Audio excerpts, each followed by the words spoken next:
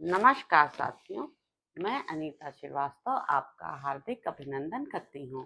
श्रीमद् वाल्मीकि रामायण में आज का प्रसंग है वानरों द्वारा मधुवन के रक्षकों और दधिमुख का पराभव तथा सेवकों सहित दधिमुख का सुग्रीव के पास जाना। उस समय वानर शिरोमणि कपिवर हनुमान ने अपने साथियों से कहा, वानरों, तुम सब लोग बेखटके मधु का पान करो, मैं तुम्हारे विरोधियों को रोकूंगा।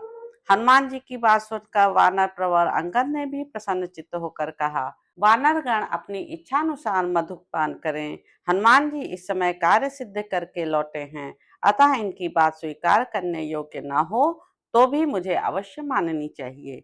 फिर ऐसी बात के लिए तो कहना ही क्या है। अंगद के मुख से ऐसी बात सुनकर सभी श्रेष्ठ वानर हर्ष से खिल उठे और साधु साधु कहते हुए उनकी प्रशंसा करने लगे। वानर शिरोमणि अंगद को प्रशंसा करके वे सब वानर जहाँ मधुवन था उस मार्ग पर उसी तरह दौड़ गए जैसे नदी के जल का वेग तटवर्ती वृक्ष की ओर जाता है।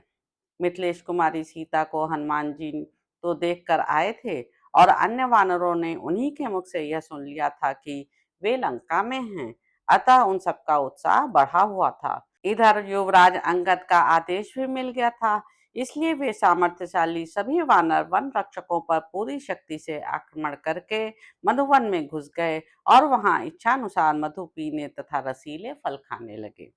रोकने के लिए अपने पास आए हुए रक्षकों को वे सब वानर सैकड़ों की संख्या में जुटकर उछल उछल कर मारते थे और मधुवन के मधु पीने एवं फल खाने में लगे हुए थे। कितने ही वानर झुंड के झुंड एकत्र हो वहां अपनी भुजाओं द्वारा एक एक द्रोण मधु से भरे हुए छत्तों को पकड़ लेते और सहर्ष पी जाते। मधु के समान पिंगल वर्ण वाले वे सब वानर एक साथ होकर मधु के छत्तों को पीटते, दूसरे वानर उस मधु को पीते और कितने ही पीकर बचे हुए मधु को फेंक देते थे। कितने ही मदमत्त होकर एक दूसरे को मोम से मारते थे और कितने ही वानर वृक्षों के नीचे डालियां पकड़कर खड़े हो गए थे। कितने ही वानर मद के कारण अत्यंत ग्लानि का अनुभव कर रहे थे। उनका वेग उन्मत्त पुरुषों के समान देखा जाता था। वे मधु पी पी कर मतवाले हो गए थे, अतः बड़े हर्ष के साथ पत्ते बिछाकर सो गए थे। कोई एक दूसरे पर मधु फेंकते, कोई लड़खड़ा कर गिरते, कोई गरजते और कोई हर्ष के साथ पक्षियों की भांति कलरव करते थे। मधु से मतवाले हुए कितने ही वानर पृथ्वी पर सो गए थे। कुछ ढीठ वानर हंसते और कुछ रोदन करते थे। कुछ वानर दूसरा काम करके दूसरा बताते थे और कुछ उस बात का दूसरा ही अर्थ समझते थे। उस वन में जो दधिमुख के सेवक मधु की रक्षा में नियुक्त थे, वे भी उन भयंकर वानरों द्वारा रोके या पीटे जाने पर सभी दिशाओं में भाग गए। उनमें से कई रखवालों को अंगद के दल वालों ने जमीन पर पटक कर घुटनों से खूब रगड़ा और कितनों को पैर पकड़कर आकाश में उछाल दिया अथवा उन्हें पीठ के बल गिराकर आकाश दिखा दिया था। वे सब सेवक अत्यंत उद्विग्न हो दधिमुख के पास जाकर बोले, प्रभु, हनुमान जी के बढ़ावा देने से उनके दल के सभी वानरों ने बलपूर्वक मधुवन का विध्वंस कर डाला। हम लोगों को गिराकर घुटनों से रगड़ा और हमें पीठ के बल पटक कर आकाश का दर्शन करा दिया। तब उस वन के प्रधान रक्षक दधिमुख नामक वानर मधुवन के विध्वंस का समाचार सुनकर वहां कुपित हो उठे और उन वानरों को सांत्वना देते हुए बोले, आओ आओ, चलो इन वानरों के पास। इनका घमंड बहुत बढ़ गया है। मधुवन के उत्तम मधु को लूट कर खाने वाले इन सबको मैं बलपूर्वक रोकूंगा। दधिमुख का यह वचन सुनकर वे वीर कपिश्रेष्ठ पुनः उन्हीं के साथ मधुबन को गए। इनके बीच में खड़े हुए दधुमुख ने एक विशाल वृक्ष हाथ में लेकर बड़े वेग से हनुमान जी के दल पर धावा किया। साथ ही वे सब वानर भी उन मधु पीने वाले वानरों पर टूट पड़े। क्रोध से भरे हुए वे वानर शिला, वृक्ष और पाषाण लिए उस स्थान पर आए जहां वे हनुमान आदि कपिश्रेष्ठ मधु का सेवन कर रहे थे। अपने होठों को दांतों से दबाते और क्रोधपूर्वक बारंबार धमकाते हुए ये सब वानर उन वानरों को बलपूर्वक रोकने के लिए उनके पास आ पहुंचे। दधिमुख को कुपित हुआ देख हनुमान आदि सभी श्रेष्ठ वानर उस समय बड़े वेग से उनकी ओर दौड़े।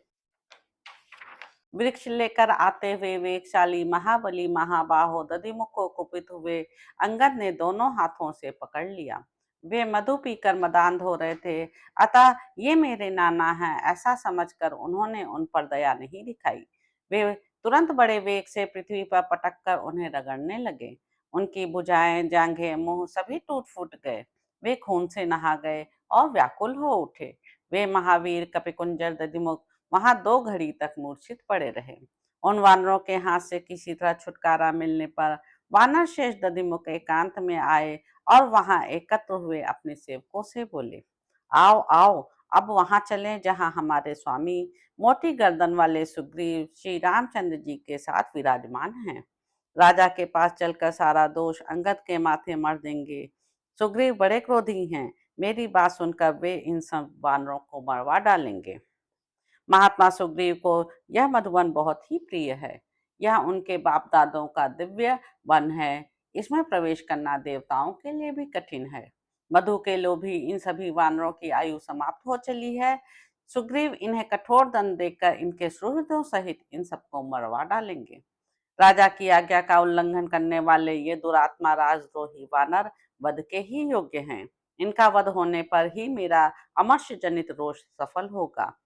वन के रक्षकों से ऐसा कर उन्हें साथ ले महाबली दधमुख सहसा उछल कर आकाश मार्ग से चले और पलक मारते मारते वे उस स्थान पर जा पहुंचे जहां बुद्धिमान सूर्यपुत्र वानर राज सुग्रीव विराजमान थे। श्री राम, लक्ष्मण और सुग्रीव को दूर से ही देखकर वे आकाश से समतल भूमि पर कूद पड़े।